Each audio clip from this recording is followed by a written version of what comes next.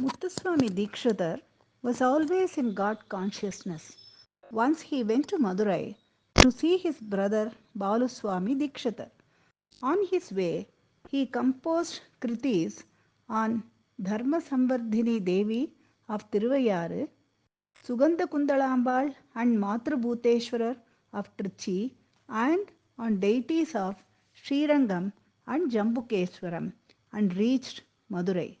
Muthuswami Dikshitar came to know that his brother Baluswami has gone to Rameshwaram, and so he could not meet him. He went to Rameshwaram, but unfortunately he could not meet his brother and came back to Madurai. He wanted to go to a place called Satur to have darshan of Lord Venkateshwara and stayed in Satur. In that temple, he heard two Vaishnavite people were talking about one Baluswami getting married to a girl from Ettayapuram Samsthanam, which was a small royal family. Muthuswami Dikshitar inquired further and came to know that the bridegroom was his brother Baluswami only. So Dikshitar went along with the Vaishnavas to Ettayapuram by bullock cart. On the way, there was so much of drought and there was no rain for the past 2 years, and the trees were dry and earth had developed some cracks. People were suffering of water shortage and it was not available even to drink. With so much of compassion in his heart, he prayed to Goddess Amriteshwari to end their water problems and sang with utmost devotion Anandamrita Karshini Amrita Varshini Haradi Pujite Shive Bhavani. The song goes like this. आनन्दामृतकर्षिणि अमृतवर्षिणि हरादिपूजिते Shive Bhavani आनन्दामृतकर्षिणि.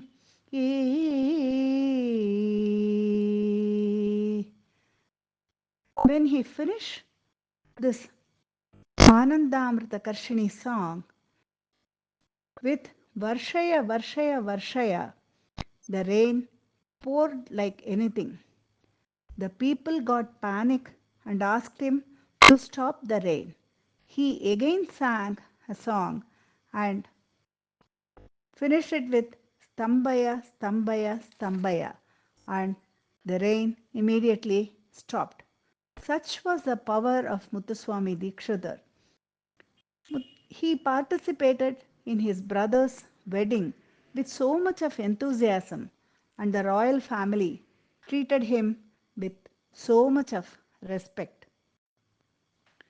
When Muthuswami Dikshitar returned to Tiruvarur, his disciple Thambiyappan was suffering from excruciating stomach pain. Muthuswami Dikshitar taught him kritis on Navagraha and asked him to sing every day for one week, particularly on Saturn and Jupiter. Thambiyappan got rid of his pain just by singing these kritis. So Muthuswami Dikshitar sang song on Navagrahas, and he also revealed that all the essence of Vedas can be incorporated in kritis which will have the same benefit. Thambiyappan himself started treating patients after singing Navagraha kritis and distributing vibhuti to them. Muthuswami Dikshitar visited again Madurai on his way to Ettayapuram to meet his brother. He composed Meenakshi Me Mudam Dehi in Purvi Kalyani Ragam in Madurai.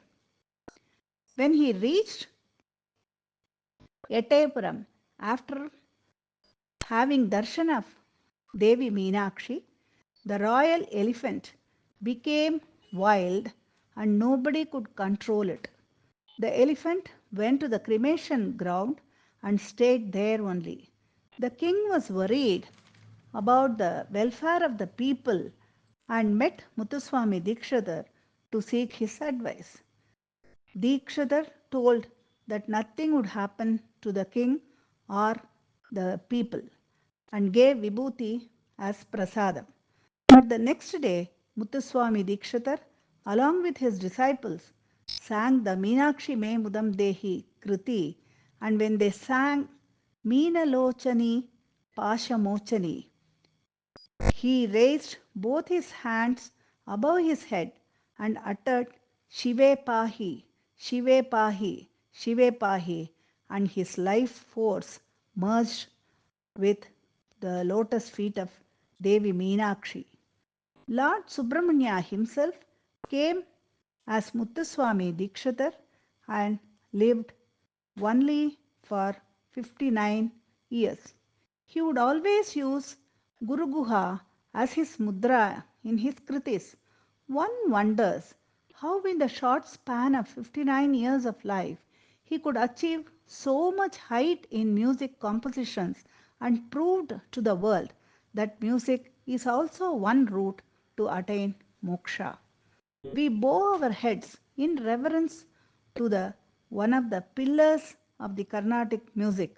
He is one of the trinity of the music composers. It is believed those who read or listen to this Divya Charitra would be blessed with all good things in life.